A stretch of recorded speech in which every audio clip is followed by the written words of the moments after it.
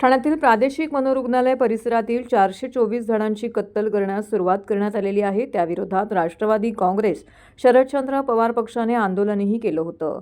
Wagle estate पोलिसांनी याबाबत तक्रार दाखल करण्याची सूचना ठाणे महानगरपालिकेला केलेली आहे। मात्र याबाबत कोणतीच कारवाई झालेली नसल्याने हा उच्च न्यायालयाच्या आदेशाचा अवमान असल्याचा आरोप करत या प्रकरणी अवमानाला याचिका दाखल करण्याचा इशारा जिल्हाध्यक्ष मनोज प्रधान यांनी दिला आहे।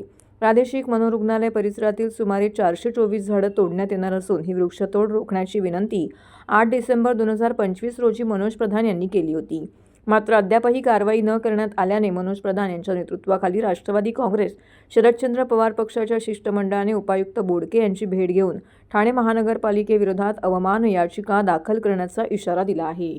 याप्रसंगी महिला अध्यक्षा मनीषा भगत, नगरसेवक यासीन कुरेशी, नगरसेवक अभिजित पवार, युवक कार्याध्यक्ष राजेश कदम, प्रशासन सरचिटणीस राजेश साटम, जगत सिंग, सचिन पंधारे, संतोष साटम, दीपा गावंड, राजनाथ सिंग, विशांत गायकवाड, राजू चापले इत्यादी उपस्थित होते।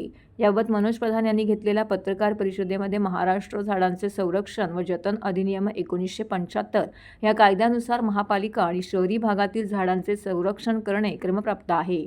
वृक्षतोड करण्याआधी वृक्ष प्राधिकरणाद्वारे परवानगी घेणं आवश्यक आहे। मात्र प्रादेशिक मनोरुग्णालय परिसरातील झाडे तोडताना महाराष्ट्र झाडांचं संरक्षण व जतन अधिनियम 1975 या कायद्याचा भंग झाला आहे। तसेच या परिसरात घार, पोपट, साळुंकी इत्यादी पशुपक्ष्यांचे वास्तव्य मोठ्या प्रमाणामध्ये आहे। त्यामुळे वन्यजीव कायदा 1972 आणि भारतीय वन कायदा 1927 या कायद्याचाही भंग झाला असून या संदर्भात गुन्हा अजामीनपात्र आहे। या तिन्ही कायद्याचा भंग तथा अवमान करून सार्वजनिक बांधकाम खात्यातील वरिष्ठ अधिकाऱ्यांनी वृक्ष कत्तल केली असून ठाणे महानगरपालिकेच्या संबंधित अधिकाऱ्यांनीही या वृक्ष कत्तलीस प्रोत्साहन दिलं आहे। या प्रकरणी ठाणे महानगरपालिकेने गुन्हा दाखल करण्यासाठी तक्रार द्यावी अशी विनंतीही केली होती। मात्र त्यावर अद्याप कोणतीही कारवाई करण्यात आलेली नाही असं प्रधान यांनी सांगितलं आहे। विकासाच्या नावाखाली झाड तोडतायत आणि परवानगी नसताना मोठे बिल्डर झाड तोडतायत। ही वस्तुस्थिती आहे आणि हे मला नवीन तुम्हाला काय सांगायची गरज नाही। जिथे हेरिटेज झाडं तोडतायत 100 वर्षाची, तिथे आणि ते कोण तोडतायत तर PWD आणि ठेकेदार तोडतायत। तर मग तुम्ही डेव्हलपरकडनं काय अपेक्षा ठेवाल? आणि माझ्या मते जी ट्री कमिटी असली पाहिजे तीच गेले 4 वर्षात अस्तित्वात नाही। मग तर तुमची जबाबदारी, पुरी जबाबदारी तुमचीच आहे। आज तुम्ही जर मेंटल हॉस्पिटलमध्ये तुम्ही बघितलं तर 725 झाडं तोडायची त्यांनी परवानगी मागितलेली आहे। बाजूला मॉडेला बनतंय तिथे आशर कित्येक झाडं तोडतोय। ACC मध्ये अदानीनी झाडं तोडलेली आहेत, इथे ग्लॅक्सो मध्ये ओबरॉयनी तोडलेली आहेत। रास रोजपणे रेमंड झाडं तोडताय।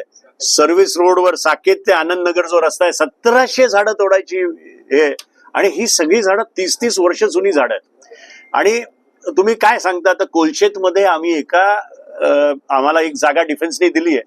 त्या डिफेन्सच्या जागावर आम्ही बांबूची झाडं लावली आहेत। आता मला सांगा, डिफेन्सची जागा म्हणजे आज मला किंवा माझ्या कार्यकर्त्यांना जायचं म्हटलं तरी मला परवानगी मिळणार नाही। म्हणजे अशा पद्धतीने मला हा शब्द उच्चारायचा नाही, पण तूटपट्टी करायची तर किती करायची हा विषय आहे। मला स्पेसिफिकली ठाणेकर नागरिकांना माझं म्हणणं आहे की यार तुम्ही जरा जागे व्हा, रस्त्यावर उतरा। म्हणजे आम्ही राजकीय पक्ष करणं आणि नागरिक उतरून याचा विरोध करणं त्याला जास्ती महत्व आहे। तुमच्या मागे आम्ही उभे आहोत, तुम्ही पण खालती रस्त्यावर उतरा एवढंच सांगतो।